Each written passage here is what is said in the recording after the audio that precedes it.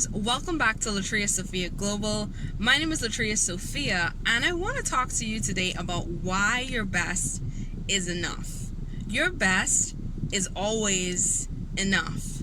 The reason why a lot of us feel like our best sometimes isn't enough is because we don't get the outcome that we had hoped for.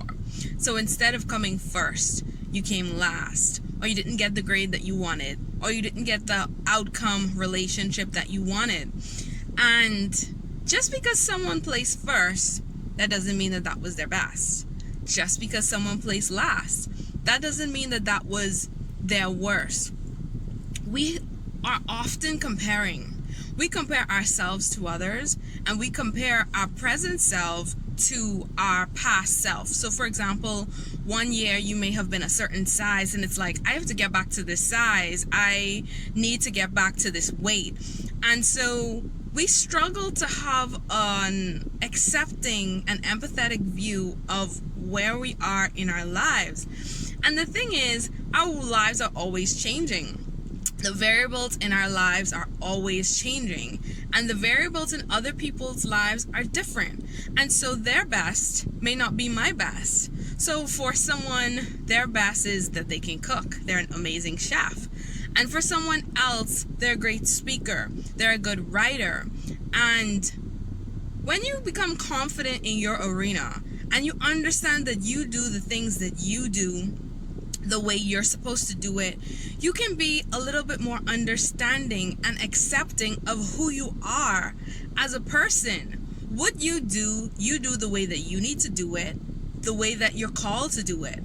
And you really need to be comfortable with the fact that your best doesn't look like somebody else's, because that's okay.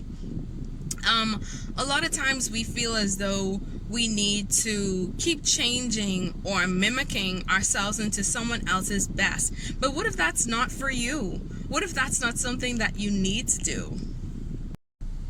Your best is giving all that you can to accomplish a goal to the best of your ability. Now, the different times in your life is going to determine what you have to give. So for example, if you're a student, if you're in school, there may be times that you're working, right? And you're going to school. It's very difficult for you to give the same amount that you would give to both your work and your school as you would give to your schoolwork if you were just a student. Okay, someone who is a mother and trying to focus on their career and their family, and also, having a close relationship with their children. Your ability to do these things will vary based on what's on your plate.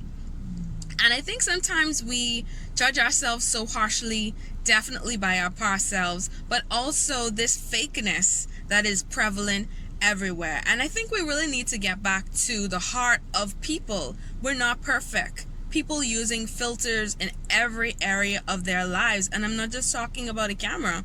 I'm talking about the way that we preserve ourselves. We have an ideal self, which is the person that we would like to look like or be. And then we have our real self. Even though you can achieve your ideal self, you must accept your actual self. Because a seed, for example, inside a seed is everything that it needs to be. God is not going to ask you to give what you don't have. And your best means acknowledging that everything inside you is valuable and possible. Do you understand what I mean? Inside a small apple seed is an orchard, which means that there are also more fruit. But the right environment and timing and cultivation are the things that determines whether or not this fruit comes to being, whether this orchard comes to being. And you are exactly the same. So you doing your best is you doing all that you can with all that you have. And remember that that's going to look different depending on what's on your plate and where you are in your life. So celebrate yourself, and also still set goals to continuously improve. Just as a seed already has everything that it needs inside of it to become it, you still need to nurture and be careful of your environment and providing yourself with sunlight and the right kind of soil. The dirt in your life, the complications in your life is a form of soil.